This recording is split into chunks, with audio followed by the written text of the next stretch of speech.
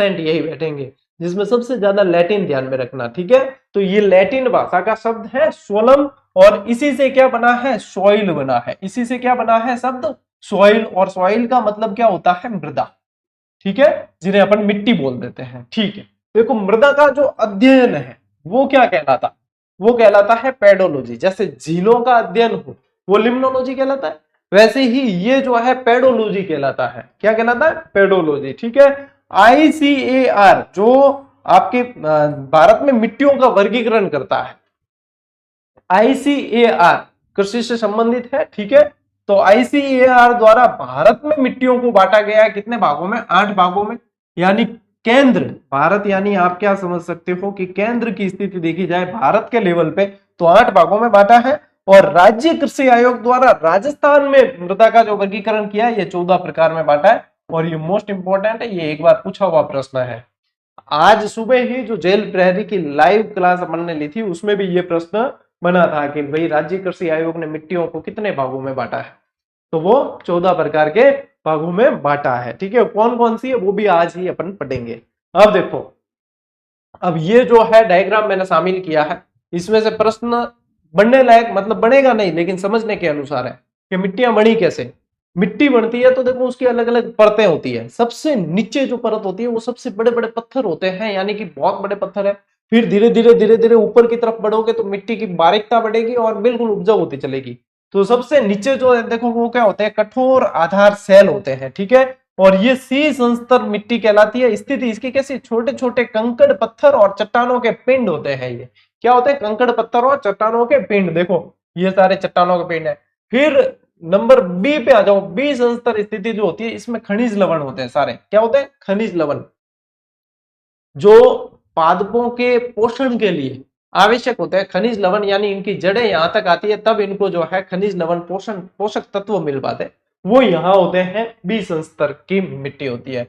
ये ए संस्तर की जो स्थिति होती है ये ह्यूमस यानी कि शीर्ष मृदा कहलाती है। और जीवों का आवास होता है। यहाँ पे क्या होता है, जीवों का आवास होता है। धीरे धीरे यहाँ पे जो है उपजाऊ मिट्टी और बिल्कुल बारीक मिट्टी हो जाती है। अब यहां से यदि प्रश्न बनता है कि खनिज लवण कौन से संस्तर की मिट्टी पे होती है वगैरह, ये मैं समझता हूँ बहुत हाई लेवल क्वेश्चन बनता है। यहाँ से आप लोगों को सिर्फ ये चीज समझनी है, यहाँ पे लोड नहीं लेना है कि हाँ गुरुजी तो मतलब पढ़ना पड़ेगा, नहीं रहे बेटा। मतलब सिर्फ ये ध्यान रखो कि हाँ गुरुजी ने इतना बता दिया, अपने को समझना है कि ए से शुरू करो, ऊपर से ए बी और सी, नीचे सबसे बड़े बड़े खंडे हैं, चट्टाने हैं, बाटा बरियोड़ा बढ़िया बड़ा बड़ा, बिंगे ऊपर आलो खनिज लवण है और बिंगे ऊपर बिल्कुल ही बारीक उपजाऊ मिट्टी है। That's all, clear cut. आगे बात समझ लो, स्क्रीनशॉट खड़काओ।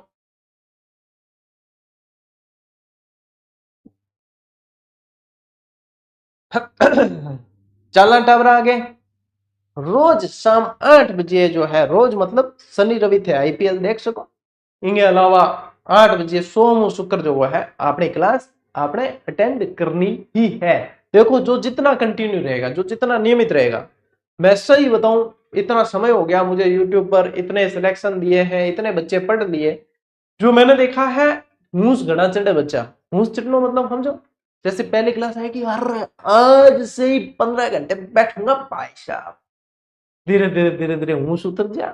और वो धीरे धीरे पहली क्लास में जो उपस्थिति धीरे धीरे धीरे, मान लो पहली क्लास जो है 5 लाख बच्चे देखते हैं तो धीरे धीरे कंटिन्यू जो देखेंगे 50,000 बच्चे देखेंगे, क्योंकि पढ़ने वाले इतने ही हैं। अब आपको उन पढ़ने वाले बच्चों की श्रेणी में आना है, वहीं पे कंपटीशन है, ठीक है ना। तो ये मूस नहीं चढ़ना है, व्यवस्थित तरीके रोज जुड़ना है, रोज पढ़ना है। आधे घंटे की क्लास आती है, आधे घंटे में टॉपिक क्लियर होता है बस, ठीक है। चलो चलो देखो, अब मिट्टी का जो है वर्गीकरण यदि अपन देखें किसके आधार पे, रंग के आधार पे, तो रंग के आधार पे राजस्थान में कैसी कैसी मिट्टियां पाई जाती, लाल काली पीली देखी कभी, जब देखूं बनेरी लाल पीली मिट्टियां, अखियां तो घने देखी, हम मिट्टियां पढ़ा तो मिट्टी ही ध्यान में रखना, ठीक है। चाहे मैं गीत का बोल भी बोल दूं नहीं तो भी थार दिमाग में मिट्टियां ही आनो चाहिए, है नहीं। तो यहाँ देखो कैसी है, काली मिट्टी, रंग के आधार पे देखो काली मिट्टी, लाल मिट्टी, भूरी मिट्टी और पीली मिट्टी। मुख्य तौर पे रंग के आधार पे ये 4 तरह की मिट्टियां पाई जाती है। वर्गीकरण और आधार पे है, कणों के आधार पर तो रेतीली मिट्टी होती है जिसमें कण जो है बिखरे हुए रहते हैं, दोमट मिट्टी जो उपजाऊ होती है, जो चिपकती है आपस में, चिकनी मिट्टी और भी ज्यादा चिपकती है, और फिर आती है बलुई मिट्टी, ठीक है। इस तरीके से कणों के आधार पर यह वर्गीकरण इनका पाया जाता है, ठीक है, उपज के आधार पर। अब उपज के आधार पर देखो, अत्यधिक उपजाऊ मिट्टी और कम उपजाऊ मिट्टी, ये वर्गीकरण पाया जाता है। अब ये जो वर्गीकरण है ये अपने सिर्फ क्लास में समझने के हिसाब से, इसको रटना नहीं है। या आप लोगों को मैं चतुश्रेणी की गाइड में ये वर्गीकरण दे भी नहीं रहा हूं, यहाँ पे आप लोगों को गाइड के अंदर नहीं मिलेगा, क्योंकि गाइड में वही चीज मिलेगी जो एक एक शब्द एक एक लाइन याद करनी है आपको। ठीक है, तो यहाँ पे समझनी है चीजें कि हाँ ये कण के आधार पे वर्गीकरण है, ये रंग के आधार पे है, और ये अपने उपजाऊपन के आधार पे की चीजें समझने के लिए।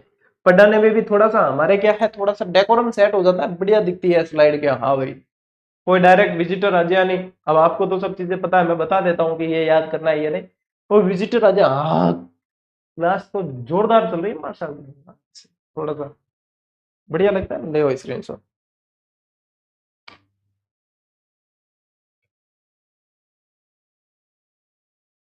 लेट आप आगे बढ़ो। देखो इन नक्शे रोबित है नहीं, स्क्रीनशॉट ले लो बाकी क्यों, इसमें मतलब बता रखा है आप लोगों को रंग के आधार पे जो है राजस्थान के वर्गीकरण का ये नक्शा बता रखा है। मिट्टियां देखो यहाँ पे देखोगे तो ये डेजर्ट सॉइल है, यानी कि ये कैसी है, रेतीली मिट्टी है। आप लोगों के ऊपर जाओगे तो ग्रे ब्राउन सॉइल है, इसी तरीके से ये यहाँ पे ब्लैक सॉइल है, इसी तरीके से ये लेटेराइट सॉइल है, और फिर आपके जो है एल्यूवियल सॉइल है वगैरह। तो मतलब ये जो है नक्शे का आप जो है सिर्फ स्क्रीनशॉट ले लो क्या, हाँ न मतलब नक्शे के आधार पे देख सकते हो। मैं वर्गीकरण में आपको स्थान सबके एक एक लिखाऊंगा, अभी आगे अपन डिटेल पढ़ेंगे।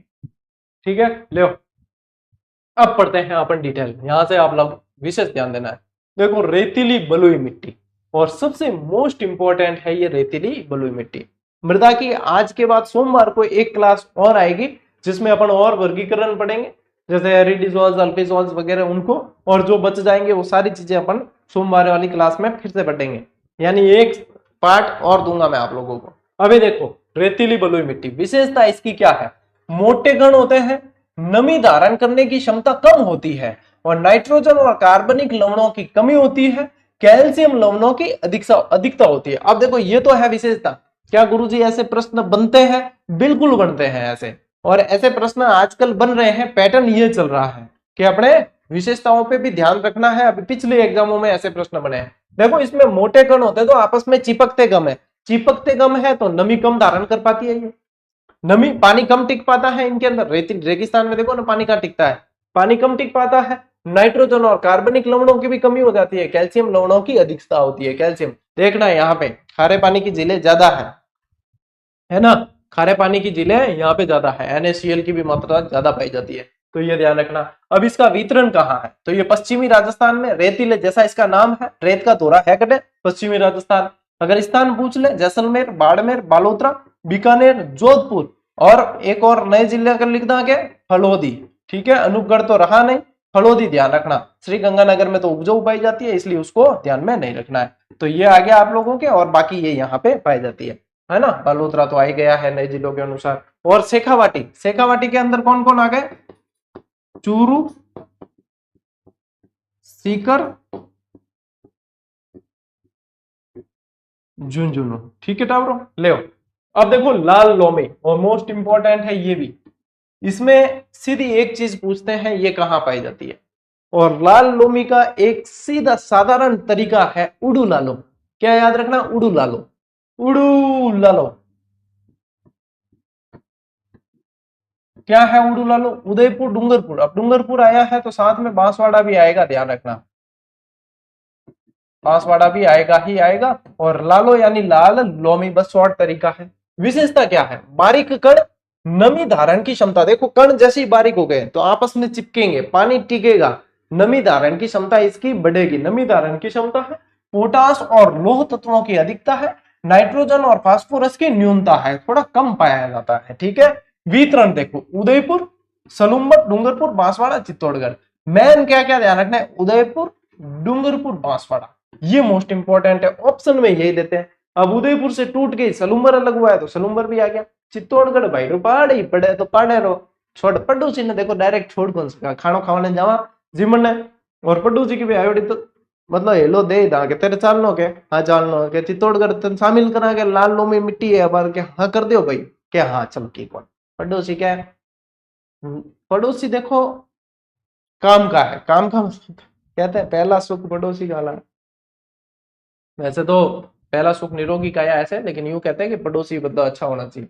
पड़ोसी के दो सुख हैं, एक तो पड़ोसी अच्छा है तो हर चीज में काम आता है, मतलब बढ़िया है चीजें कि भाई वो सपोर्ट कर लेता है कहीं भी।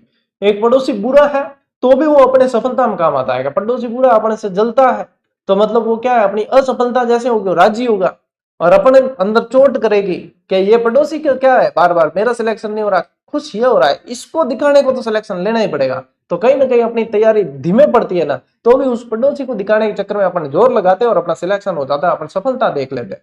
बस, तो पड़ोसी दो तरह के होते हैं, दोनों तरह में अपने सुख है, यानी अपना ही फायदा है। ठीक है, तो कभी हतोत्साहित मत होना, ले स्क्रीनशॉट।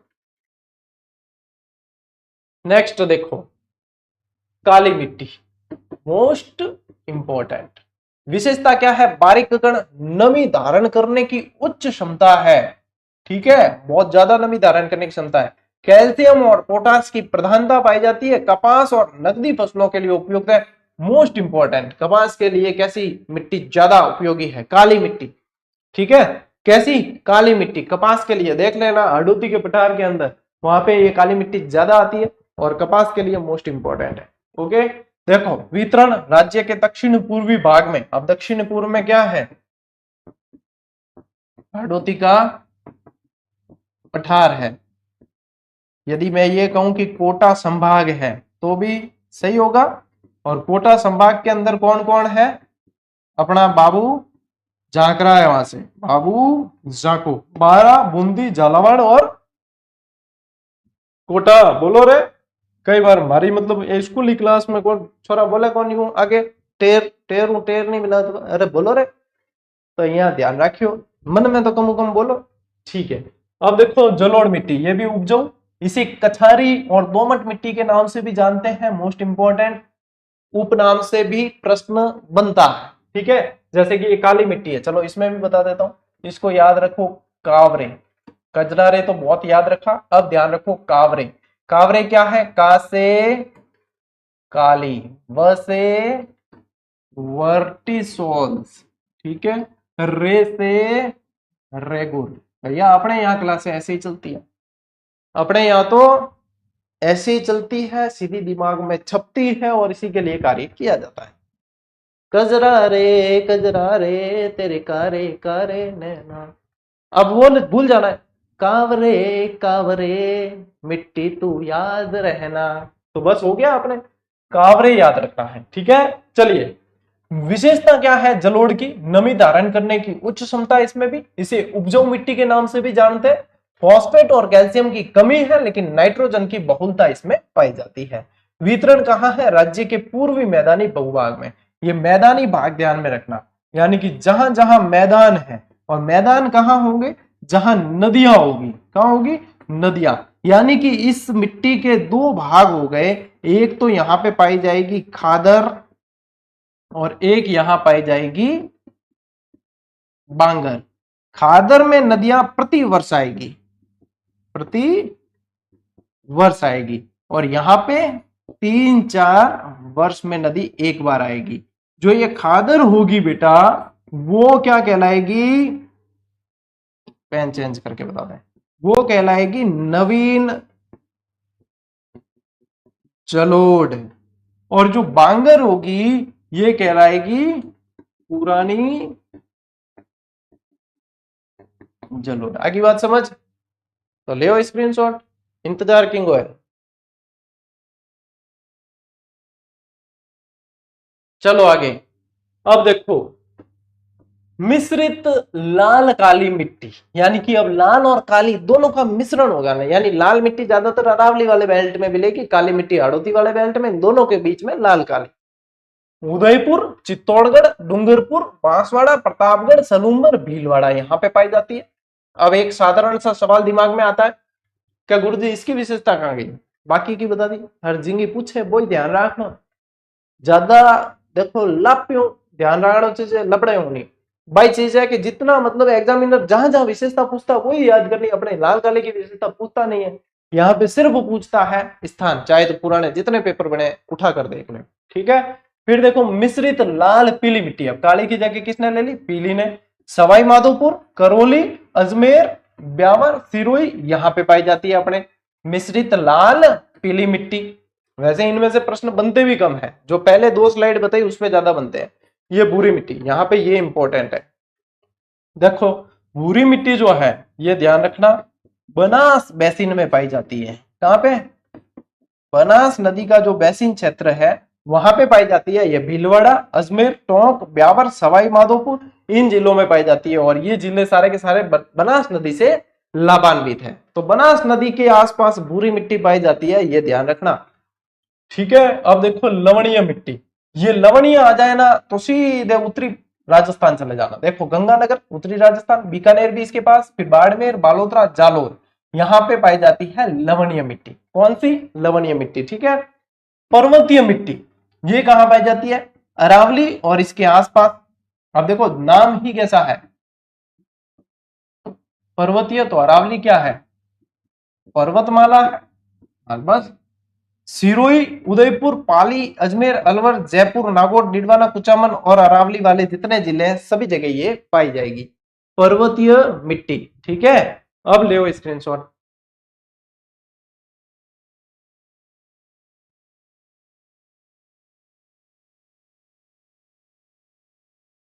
आई क्या बात समझ? ले आगे बढ़ते हैं। अब जो राज्य कृषि आयोग के अनुसार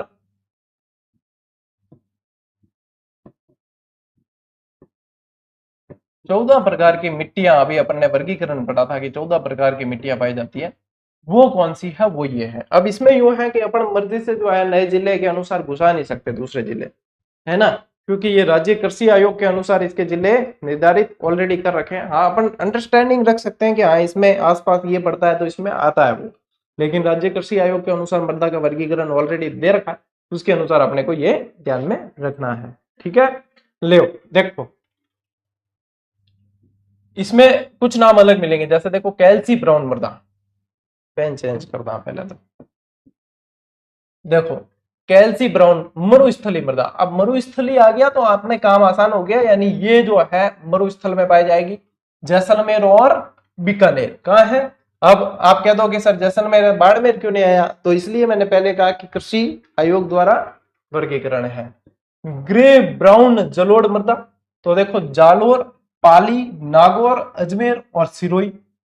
रेवेरिना, ये रेवेरिया लिखा है, रेवेरिना कर देना, रेवेरिना ये मोस्ट इंपॉर्टेंट है। रेवेरिना जो है स्पेशली गंगानगर ध्यान में रखना, जेल प्रेरी वाली सुबह वाली क्लास में भी बताया था आपको। ठीक है, साई रोजेक्स मृदा ये भी गंगानगर के अंदर, ये भी कहा? गंगानगर। देखो नवीन जलोढ़ आ गया, नवीन जलोढ़, यानी कि ये कैसी हो गई? ये कैसी हो गई? खादर। ये कहा है? अलवर, भरतपुर, सवाई माधोपुर, जयपुर, यानी कि मैदानी भाग। ठीक है, फिर देखो जिप्सी फेरस मृदा, ये बीकानेर के अंदर है, कि बीकानेर की जिप्सी फेमस है, यूं याद रखियो। पर्वतीय मृदा, इसमें क्या देखा? उदयपुर और कोटा दे रखा है। अब थे कह सको गुरुजी कोटा तो हाड़ौती पठार में है, बट तो काली मिट्टी आई, तो मैं कह रहा राज्य कृषि आयोग जारी करियोड़ो वर्गीकरण है, मैं बता रही हूँ कि वो बताइयो भाई उदयपुर एकदम सही है, इनके अलावा भी और जगह भी पावे। मरुस्थल एवं बालू का स्तूप, जोधपुर, बाड़मेर, जैसलमेर, बीकानेर। नॉन कैल्सी ब्राउन मृदा, देखो ये तो थी कैल्सी ब्राउन, नॉन कैल्सी ब्राउन देखो जयपुर, सीकर, झुंझुनू, नागौर, अजमेर, अलवर।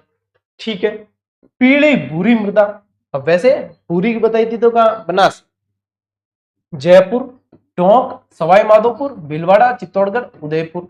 आगे बात समझ। नवीन भूरी मृदा, ये भीलवाड़ा और कोटा, स्पेशली भीलवाड़ा और कोटा में। लाल लोमी आ गया, उड़ू लालो, तो डूंगरपुर, बांसवाड़ा, अब इसमें उदयपुर भी शामिल है। ठीक है, काली गहरी मध्यम मृदा, तो काली कहां है? कोटा, बूंदी, भीलवाड़ा, चित्तौड़गढ़, भरतपुर, झालावाड़, 12 भी देना चाहिए इसके अंदर इनको। मरुस्थली मृदा, ये देखो गंगानगर, चूरू, झुंझुनू, बीकानेर, जैसलमेर, नागौर, बाड़मेर, जोधपुर एवं सीकर। अब चूंकि मैंने पहले ही बता दिया कि इस वर्गीकरण में मैं मेरे हिसाब से जिले नहीं बदल सकता, क्योंकि ये वर्गीकरण ऑलरेडी कृषि विभाग के अनुसार जारी किया हुआ है, इसको अपने इस हिसाब से ही पढ़ना होता है। बाकी मेरे हिसाब से जो है वो मैंने बताया आगे की स्लाइड में, है ना। तो ले अब स्क्रीनशॉट लो आप।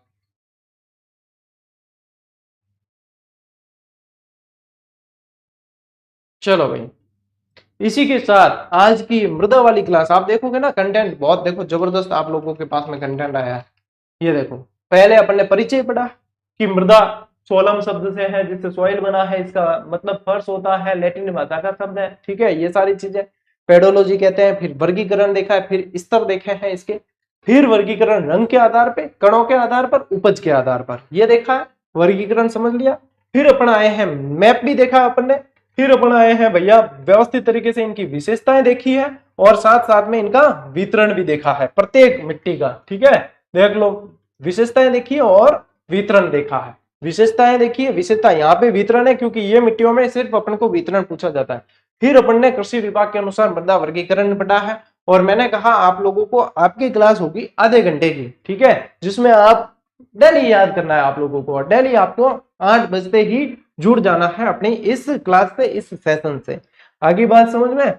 तो फिर भैया अब आप लोगों को कंटिन्यू ही रहना है, किसी तरह की कोताही नहीं करनी है। सितंबर तक आप लोगों के जीके प्रहार बैच कंटिन्यू चलेगा ही चलेगा जब तक एग्जाम नहीं होगा। यानी कि वो उसका आपने पत्थर तोड़ा था ना, मांझी, क्या नाम था, जब तक तोड़ेंगे नहीं तब तक छोड़ेंगे नहीं, तो वो वाले ही सिद्धांत पे अपन काम करेंगे। नाम देखो दिमाग में से निकल गया, वो नवाजुद्दीन सिद्दीकी की पिक्चर भी आई थी, पहाड़ तोड़ के रास्ता बनाया, आप लोग बता ही दोगे।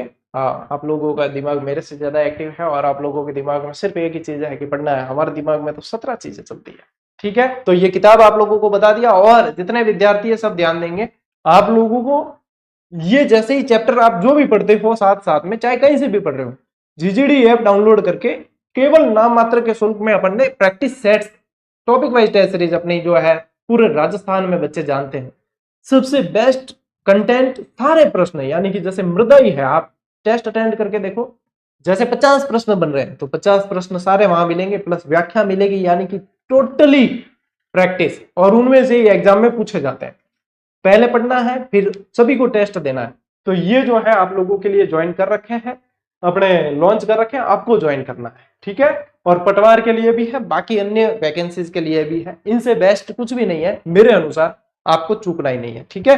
तो बढ़िया तरीके से पढ़ो और आगे बढ़ो। आप लोगों को मेरा और मेरी टीम का साथ हमेशा ऐसे ही मिलेगा। अपन मिलते हैं साथियों अगली क्लास में, अगले सेशन में, तब तक के लिए राम राम, जय हिंद।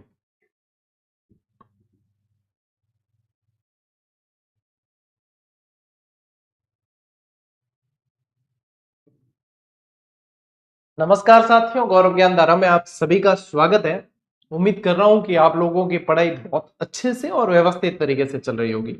व्यवस्थित तरीके से चलने का कहने का तात्पर्य मेरा यह है कि देखो, पढ़ाई नियमित चलनी चाहिए।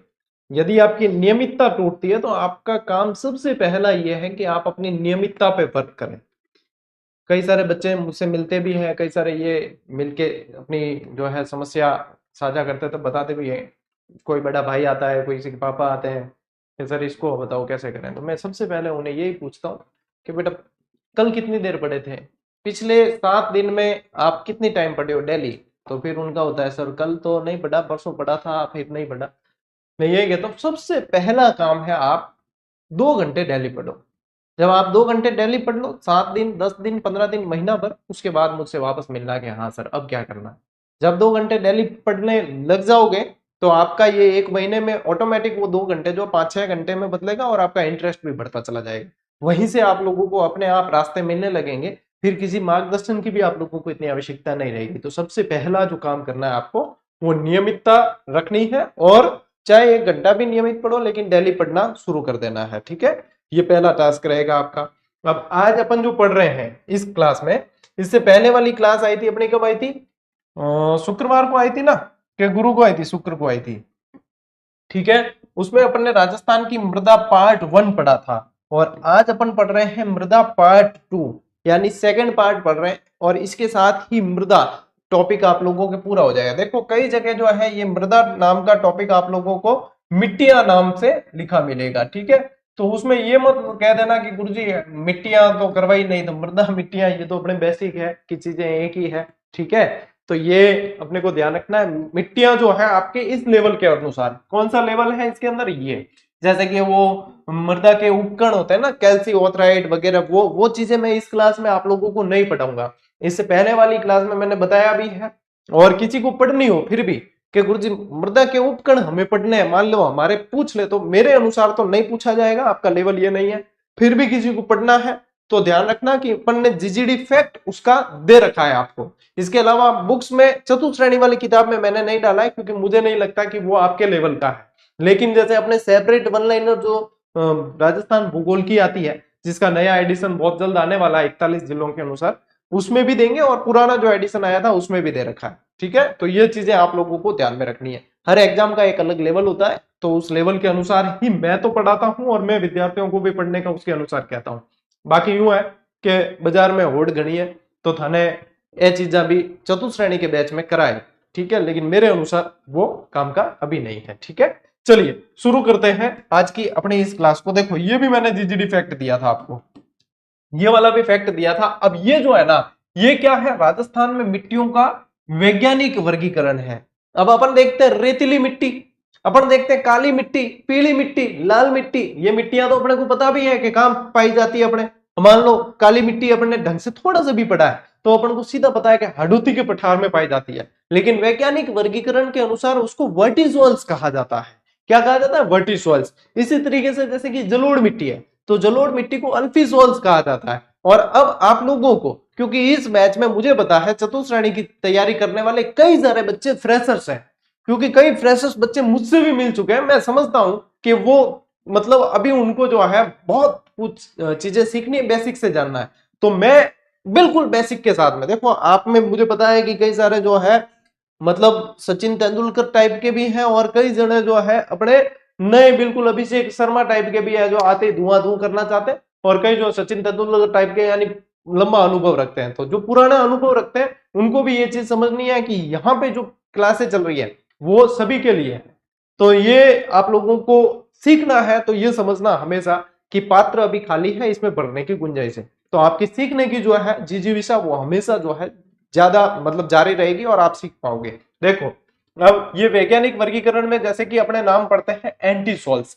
क्या नाम पढ़ते हैं? एंटीसोल्स। तो ये एंटीसोल्स कौन से क्षेत्र में पाई जाती है? ये ध्यान रखना कि पश्चिमी मरुस्थल के सभी जिलों के अंदर एंटीसोल्स मृदा पाई जाती है। कौन सी पाई जाती है? एंटीसोल्स जो है पश्चिमी मरुस्थल के सभी जिलों के अंदर पाई जाती है। अब एंटीसोल्स और एरिडीसोल्स ये दोनों पास पास में ही पाई जाती है, ये ध्यान रखना। ठीक है, इसे जो है सामान्य नाम इसका कह देते हैं मरुस्थलीय मिट्टी। क्या कह देते हैं? मरुस्थलीय। मान लो मरुस्थलीय कहीं लिखा हुआ नहीं मिला तो क्या लिखा मिल सकता है? रेगिस्तानी मिट्टी। क्या लिखा मिल सकता है? रेगिस्तानी। ये कैसी होती है? ये होती है आप लोगों के एक तरीके से रेतीली मिट्टी होती है। कैसी होती है? रेतीली मिट्टी। इसकी प्रकृति कैसी होगी? ये रेतीली मिट्टी होती है। ठीक है, तो ये ध्यान रखना। और ये जो है अपने शुष्क जलवायु के अंदर ज्यादा पाई जाती है। ठीक है, वैसे एरिडीसोल्स जो है शुष्क अर्ध शुष्क दोनों में पाई जाती है, तो एरिडीसोल्स उसका नाम है क्योंकि अर्ध शुष्क में भी पाई जाती है। यहाँ इसका नाम है एंटीसोल्स। ठीक है, अब नेक्स्ट नंबर सेकंड अपना जो है एरिडीसोल्स है। ये अर्ध शुष्क मरुस्थल में अधिक पाई जाती है, लेकिन कुछ जो है मात्रा शुष्क मरुस्थल में भी पाई जाती है। इसका जो दूसरा नाम है वो है भूरी बलुई रेतीली मिट्टी, या सिरोज्म मिट्टी भी कहा जाता है इसे। ये जो एरिडीसोल्स है इसी को सिरोज्म मिट्टी के नाम से भी जानते हैं। भूरी बलुई रेतीली, रेतीली जरूर आएगा इसके अंदर, ये ध्यान रखना। ये कहां पाई जाती है? शुष्क और अर्ध शुष्क जलवायु क्षेत्र में पाई जाती है। यानी कि आपने देखो रेगिस्तान मरुस्थल बढ़ा था तो दो भागों में बांटा था, एक तो शुष्क मरुस्थल, एक अर्ध शुष्क मरुस्थल। ये जो मिट्टी है आपके एरिडीसोल्स, ये शुष्क में भी पाई जाएगी, अर्ध शुष्क में भी पाई जाएगी, अर्ध शुष्क में ज्यादा है। फिर आती है अपने इंसेप्टिसोल्स। इंसेप्टिसोल्स जो है ना ये पहाड़ी इलाकों में ज्यादा है, पर्वतीय इलाकों में ज्यादा होती है। तो देखो अरावली पर्वतीय क्षेत्र में पाई जाती है। यानी आपको सीधा पूछ ले कि अपने अरावली में कौन सी मिट्टी है, तो इंसेप्टिसोल्स है वो अरावली के अंदर है। पहाड़ों में कौन सी मिट्टी पाई जाती है, तो वो इंसेप्टिसोल्स पाई जाती है। ठीक है, अब देखो इसको भी लाल लोमी के नाम से भी जानते हैं और पर्वतीय मिट्टी भी कहते हैं।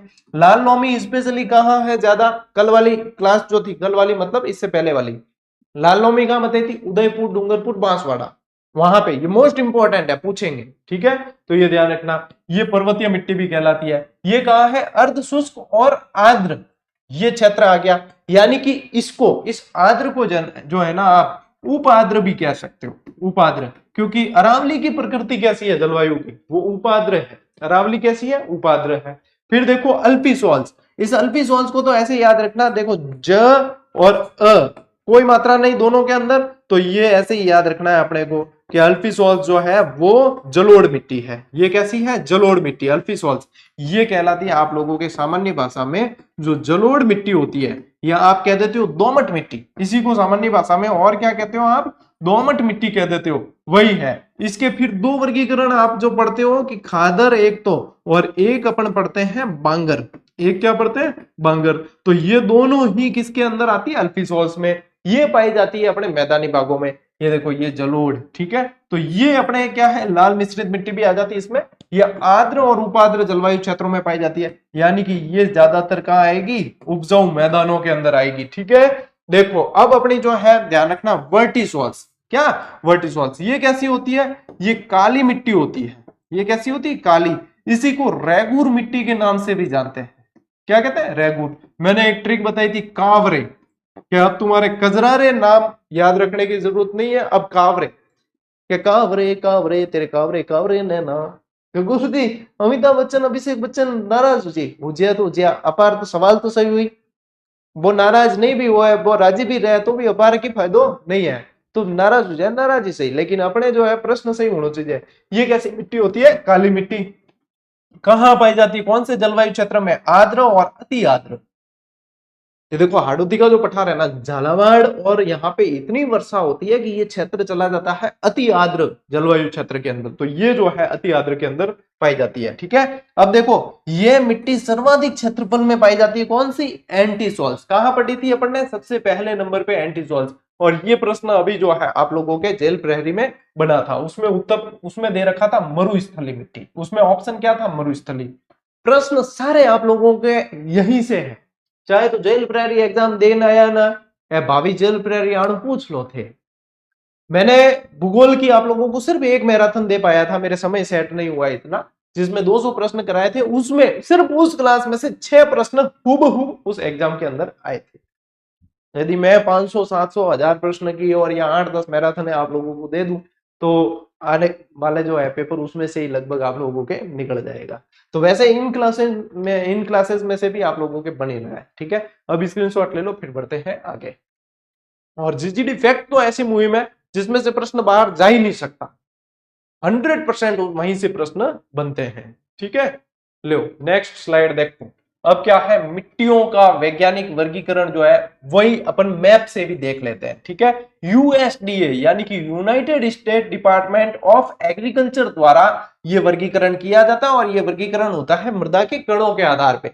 कणों के आधार पे यानी कि कण कैसे हैं, बारीक है, मोटे हैं, मध्यम है, उसके आधार पे ये वर्गीकरण किया जाता है, ठीक है टाबरो।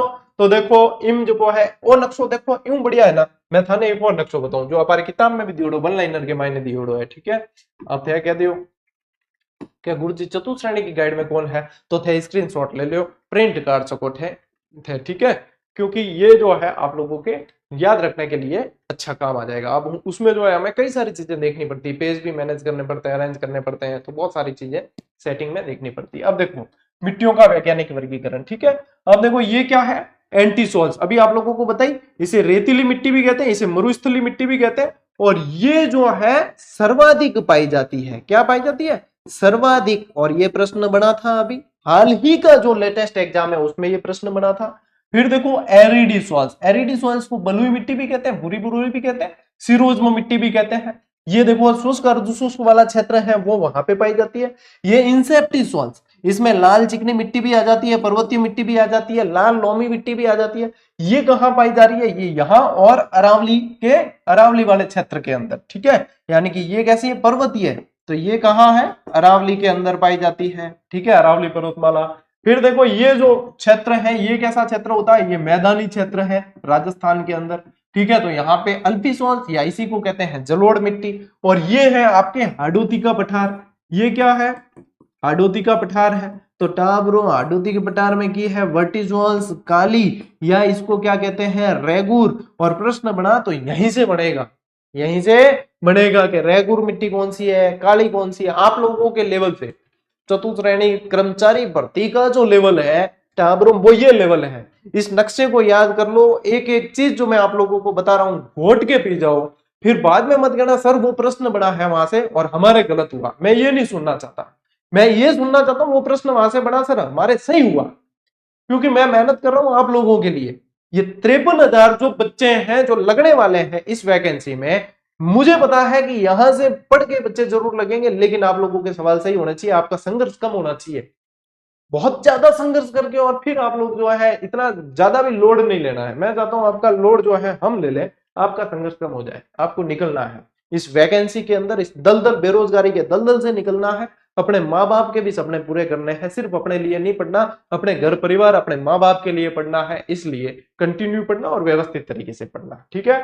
देखो राजस्थान की मिट्टियों का वर्गीकरण और देख लो, कुछ और भी वर्गीकरण आपके इसी नक्शे में आ रहे हैं, जैसे लवणीय मिट्टी। अब लवणीय मिट्टी जो है स्पेशली जो क्षेत्र दे रखे हैं यहीं पे ध्यान रखना कि ये जो है बीकानेर और श्री गंगानगर का कुछ क्षेत्र है, यहाँ पे बाड़मेर जैसलमेर का कुछ क्षेत्र है, ठीक है। फिर ये बलुई मिट्टी है, इसके अलावा भूरी मिट्टी के बेल्ट यहाँ पे है, भूरी मिट्टी बनास नदी के आसपास ज्यादा पाई जाती है। ये लाल चिकनी मिट्टी होगी यानी कि लाल लोमी मिट्टी होगी यहाँ पे, यानी कि ये हाड़ौती के पठार से मिला हुआ भाग है, तो यहाँ पे लाल काली मिट्टी पाई जाती है, ये स्पेशली काली मिट्टी का बेल्ट है। और यहाँ पे तो भैया जलोढ़ मिट्टी है, लीला लहर होती है, यहाँ पे फसलें बहुत लहलहाती है। जैसे कि हमारे यहाँ एक शिवराम जी मीणा सर है करौली के, जो मेरे साथी अध्यापक है स्कूल में, वो जैसे यहाँ पे देखते हैं गुरुजी यहाँ तो कई खेत ऐसे ही पड़े रहते हैं, लोग लगाते नहीं, बोते नहीं वगैरह, कुछ कई जगह पानी नहीं होता वगैरह, ये समस्याएं।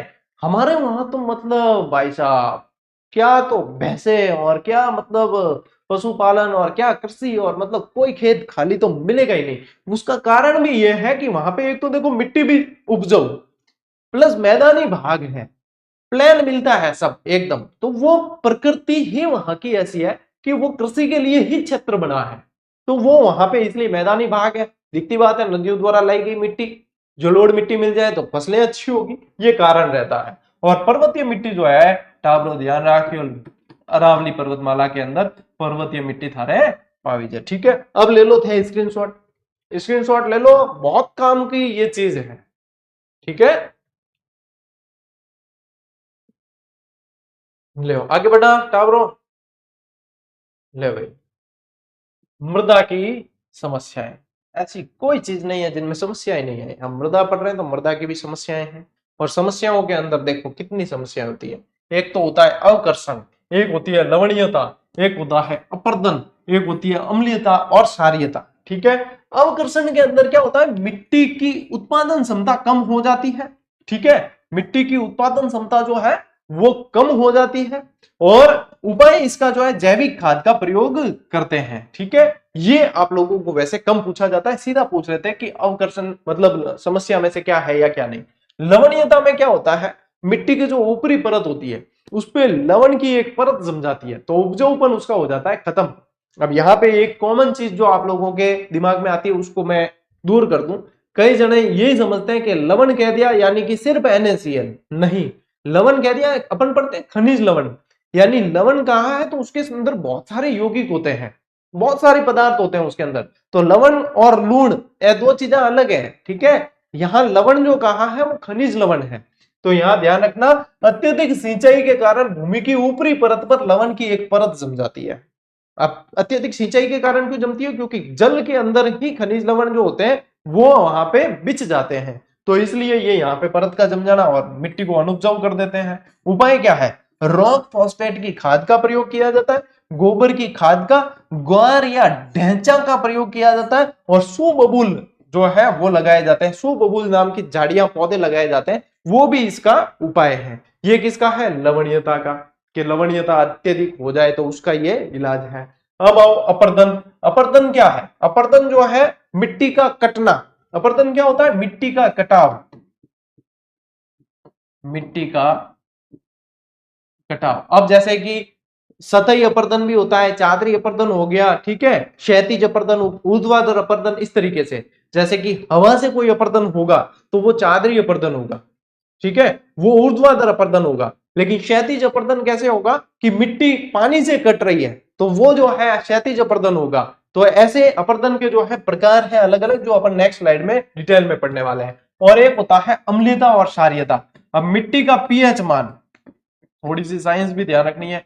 मिट्टी का पीएच जो है ये 7 मानते हैं, यदि 7 से कम हो रही है पीएच तो वो मिट्टी की प्रकृति अम्लीय हो जाती है, और 7 से अधिक हो रही है, ज्यादा हो रही है, तो वो क्षारीय हो जाती है। और ये भी इसलिए इसको जो है मेंटेन रखना जरूरी है, नहीं तो फिर वो अनुपजाऊ हो जाती है। एक बार स्क्रीनशॉट लो, फिर आगे बढ़ते हैं।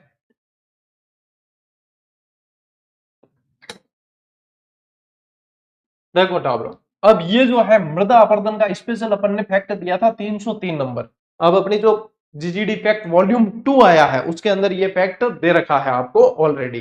ठीक है, अब देखो इसको ध्यान से समझ लो, आपके मृदा अपरदन पूरा समझ में आ जाएगा। यहां से प्रश्न भी बनते हैं, ये मोस्ट इंपॉर्टेंट है। ठीक है, देखो मृदा अपरदन को मिट्टी की रेंगती हुई मृत्यु या कृषि का क्षय रोग कहा जाता है, एक बार पूछा भी था। और इसके लिए मृदा के सबसे ज्यादा अपरदन के लिए या रेगिस्तान के प्रसार के लिए एक गांव जाना जाता है राजस्थान का, जिसका नाम है नाचना गांव। कहाँ है? जैसलमेर के अंदर। ठीक है, नाचना जैसलमेर इसके लिए बहुत ज्यादा प्रसिद्ध है। ठीक है, मृदा अपरदन को क्या कहा जाता है? कृषि का पहला शत्रु कहा जाता है, ये ध्यान रखना। अब देखो मृदा अपरदन के प्रकार कितने हैं। मृदा अपरदन देखो, क्षैतिज या परत अपरदन, अभी मैंने आपको बताया ये कैसे होता है, वायु द्वारा होता है। और सर्वाधिक कहाँ है? जैसलमेर। कारण क्या? हवा चलती है बहुत तेज, और वहां पे जो है फिर तेज हवा चलने के कारण पेड़ पौधे वनस्पति कम है, तो मिट्टी बहुत तेजी से जो है अपना स्थान बदलती है। एक होता है लंबवत या अवनालिका अपरदन, ये जल से होता है। देखो नाली का नाम आते ही ध्यान रखना कि नाली बन रही है, तो ये होता है जल द्वारा। और ये ज्यादा कहाँ है? सवाई माधोपुर और करौली। और किस कारण है? चंबल नदी के कारण। ये किस कारण होता है? चंबल नदी के कारण। ये भी प्रश्न बनता है। क्या बताओ टाब्रो, सब ज्यादा जो है अपने अवनालिका अपरदन करने वाली नदी किसी है? तो वह है चंबल नदी। ठीक है, सबसे ज्यादा ये बीहड़ बना देती है, ये ऐसे अवनालिका अपरदन के ऐसे बीहड़ बना देती है, ऐसे जो है कंदराएं बन जाती है, गुफाएं बन जाती है, वो अवनालिका अपरदन के कारण। फिर होता है चद्दर अपरदन, या इसी को बोला जाता है चादरी अपरदन। ठीक है, ये कैसा होता है? ये भी देखो आप लोगों के जल अपरदन द्वारा होता है, और सिरोही और राजसमंद में ज्यादा है। ये जो होता है मिट्टी की ऊपरी परत पानी से यदि हट रही है तो वो इसके अंदर आ जाता है, और ये जो है वायु द्वारा हट रही है तो वो इसके अंदर आ जाता है। ठीक है, अब देखो सर्वाधिक अवनालिका अपरदन वाली नदी कौन सी है? चंबल नदी। और सर्वाधिक नालीनुमा यानी अवनालिका अपरदन होता कहाँ है? तो वो कोटा के अंदर होता है। कहाँ होता है? कोटा के अंदर। स्पेशली पूछे तो सर्वाधिक जो है ये कोटा के अंदर अपरदन होता है। लेकिन ये ऐसे प्रश्न बने कि लंबवत या अवनालिका अपरदन में अग्रणी जिले कौन से? तो सवाई माधोपुर, करौली। ठीक है, चलिए अब देखो, कहने का मतलब अवनालिका अपरदन शब्द से आए तो आप लोगों को ध्यान रखना सवाई माधोपुर, करौली। और नालीनुमा अपरदन आए यानी कि ये क्या होती है? कंदराएं बन जाती है। कंदराएं और बीहड़ में थोड़ा ही अंतर है। ये क्या कंदराएं बन जाती है, तो फिर इसमें कोटा ध्यान में रखना, क्योंकि कंदराएं ज्यादा कोटा के अंदर है, कोटा 12 में। अब देखो अम्लीय मृदा जो होती है वो 7 से कम होता है पीएच मान, और क्षारीय मृदा होती है 7 से ज्यादा। यहाँ याद रखियो कम। ठीक है, और यहाँ क्या लिखना है? ज्यादा। तो इसमें आ की मात्रा है तो क्षारीय, आ की मात्रा से, और इसमें अ की मात्रा है तो अम्लीय, अ की मात्रा से। इस ऐसे याद रखने का तरीका है शॉर्ट। ठीक है, अब इनका समाधान क्या है? यदि अम्लीय मृदा हो रही है तो वहां चूने का प्रयोग किया जाता है, और यदि क्षारीय मृदा हो रही है तो समाधान के रूप में जिप्सम का प्रयोग किया जाता है। ठीक है, जिप्सम का प्रयोग किया जाता है। इसके अलावा एक और समस्या होती है, सेम समस्या। सेम मतलब वो की वो, अरे वो की वो नहीं, सेम समस्या अलग है। यहाँ पे देखो सेम समस्या को बोला जाता है जलाधिक्यता की समस्या। क्या होता है कि अत्यधिक सिंचाई के कारण पानी जो है जमीन के अंदर से वापस ऊपर आने लगता है, तो वो सेम समस्या जलाधिक्य हो गया वहां, कि जल की अधिकता हो गई, वापस रिटर्न फेंक दिया और वो दलदली भूमि बना देता है। वो भी समस्या बहुत खतरनाक है। ये स्पेशली इंदिरा गांधी नहर द्वारा जो सिंचित क्षेत्र है वहां पे ज्यादा होती है, वहां के खेतों में ज्यादा है। इसमें स्पेशली प्रभावित क्षेत्र तो गंगानगर और हनुमानगढ़, और हनुमानगढ़ का बड़ोपल नामक जो क्षेत्र है, बड़ोपल नामक जो गांव है, वो सबसे ज्यादा इस समस्या के लिए जाना जाता है। ये देखो बड़ोपल, हनुमानगढ़ सेम समस्या के लिए जाना जाता है। समाधान क्या है? सफेदा का वृक्षारोपण किया जाता है, और बूंद बूंद सिंचाई जो इजराइल की सिंचाई पद्धति है उसको बढ़ावा देने के लिए कहा जाता है। सफेदा क्या होता है? जिसको अपन कई जने नीलगिरी के नाम से जानते हैं। देखो इसका स्क्रीनशॉट ले लो, फिर मैं बताता हूं आगे। ये है आप लोगों के सफेदा, इसी को अपन जो है नीलगिरी के नाम से भी जानते हैं। और ये जो समस्या है जलाधिक्यता, पानी वापस ऊपर आ जाता है, इसको बोला जाता है सेम समस्या। क्या बोलते हैं? सेम समस्या, या क्या कहते हैं? जलाधिक्यता, जलाधिक्यता। दिक्कता की समस्या। और इसका इलाज क्या है? ये क्या है? सफेदा, सफेदा नामक वृक्ष, या इसको कह दिया जाता है नीलगिरी, या इसको क्या कह देते हैं? नीलगिरी कह देते हैं। ठीक है, कई जना के गुरु जी वो लिखियो जो दिखे कौन ले, ये है सफेदा, या इसको बोल देते हैं नीलगिरी, हम दिखे। ठीक है, ओके। देखो अब बढ़ते हैं आगे। देखो अब अन्य जो प्रश्न एग्जाम की दृष्टि से मोस्ट इंपॉर्टेंट है वो भी आपको ध्यान में रखना है। मेवाड़ में पाई जाने वाली, ये सारे के सारे क्या है? ये पीवाई क्यूज है, ये बन चुके हैं। मेवाड़ में पाई जाने वाली मिट्टियों के नाम क्या है? प्रश्न कैसे बना था? लीली, सीरमा, सूगली, राकड़ आदि क्या है? तो ये मेवाड़ में पाई जाने वाली मिट्टियां हैं, ऐसे ऑप्शन आता है। ठीक है, राजस्थान में सर्वाधिक बंजर भूमि कहां होगी? बताओ। जैसलमेर के अंदर। ठीक है, सर्वाधिक कृषित भूमि कहां है? गंगानगर, गेहूं भी सबसे ज्यादा गंगानगर में। फिर देखो बांजड़ क्या है? राजस्थान में बिना जोती हुई भूमि या अनुपजाऊ भूमि को बांजड़ कह दिया जाता है, मतलब एक तरीके से भूमि बांझ है, तो इसलिए ये कह दिया जाता है बांजड़। चाही क्या है? राजस्थान में सिंचित भूमि को चाही बोलते हैं। बारानी क्या है? राजस्थान में असिंचित जो भूमि है उसको बारानी कहा जाता है। ये कहलाती है आप लोगों की शब्दावली। ये क्या कहलाती है? ये शब्दावली है, इस शब्दावली से भी प्रश्न बनते हैं। ठीक है, मोस्ट इंपॉर्टेंट है। और देखो राजस्थान में प्रथम मिट्टी प्रयोगशाला कहां है? जोधपुर के अंदर। ठीक है, और लौह तत्व की अधिकता किस मिट्टी में होती है? लाल मिट्टी। लाल मिट्टी का लाल रंग भी लोहांश के कारण ही ज्यादा होता है, ये पूछते भी है। ठीक है, तो लौह तत्व की सबसे ज्यादा सर्वाधिकता कौन सी मिट्टी में पाई जाती है? वो लाल मिट्टी के अंदर पाई जाती है सबसे ज्यादा, अपने लोहांश की मात्रा। ठीक है, लो स्क्रीनशॉट ले लो।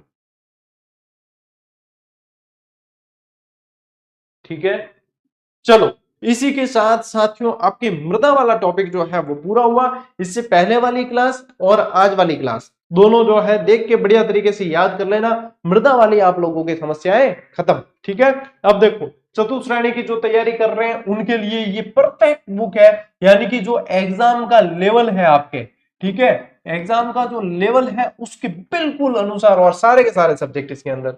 और आप लोगों के लिए आज ही पोस्ट डालकर बताया था जो सेकंड ग्रेड की तैयारी कर रहे हैं उनके लिए ये अपनी रामबाण वन लाइनर, जिसने पिछले सेकंड ग्रेड एग्जाम में धूम मचा दी थी, बच्चों के जबरदस्त जो है रेस्पॉन्स, और आज सैलरी उठा रहे कई बच्चे यहाँ पे इनको पढ़ के। इनके जो है न्यू एडिशन पूरी तरीके से अपडेटेड, ये दोनों न्यू एडिशन आपको बहुत जल्द मिलने वाले हैं। देखो प्रयास हमारे पूरे हैं, सारी तरीके से जो है हम लगे हुए हैं कि आप लोगों को सुविधाएं पूरी तरीके से दे दी जाए ताकि आप लोगों को पीछे मुड़ के नहीं देखना पड़े, और धड़ाधड़ ये जो मौका मिला है 2025 और 26 में अपने सपने साकार कर लो। और इसमें हम आपके लिए मतलब बिल्कुल सारथी बनकर साथ में चलने का काम कर रहे हैं। बाकी आप लोगों को सबको पता है, बस यही कहूंगा नियमित पढ़ना, कंटिन्यू पढ़ना, और अपने आप को जो है जगा कर रखना, क्योंकि कई बच्चे जो है जागते तो हैं लेकिन फिर से सो जाते हैं। और आपको पता है सुबह सुबह मान लो नींद खुली और फिर सोए हो तो 2-3 घंटे बाद ही पता चलता है, तो वो समय निकल जाता है मैन